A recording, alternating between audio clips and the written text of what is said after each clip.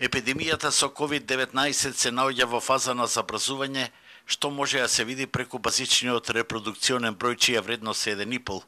Меѓутоа, ние имаме искриен репродукционен број заради недоволниот број на тестирања, а ставката на позитивни тестови е околу 30%, далеку од препорачаната вредност на Светската здравствена организација од 10%. Тоа значи дека дневниот број на ново заболени се зголемува за 7%, што според прогнозите на битолскиот професор доктор Дејан Трајковски е во насока на забрзување.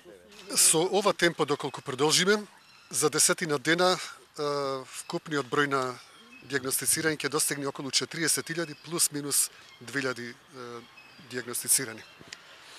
А бројката на активните случаи ќе се покачи веројатно над 13.000 до тогаш. А познато е дека колку повеќе активни случаи имаме, кои што се резервари на вируси, толку побрзо и се шири епидемијата, односно ризикот е толку поголем. Во вакви околности, според статистичката анализа на битолскиот професор, Македонија е држава со највисок ризик. Ризикот со текот на времето се повеќе и повеќе се зголемува.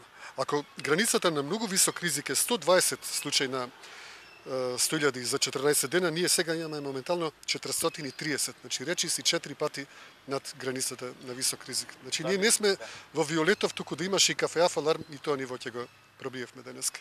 Епидемијата може да се сузбие само со апели и превентивни мерки, но тоа важи само во Јужна Кореја и Јапонија, а кај нас тоа така не може.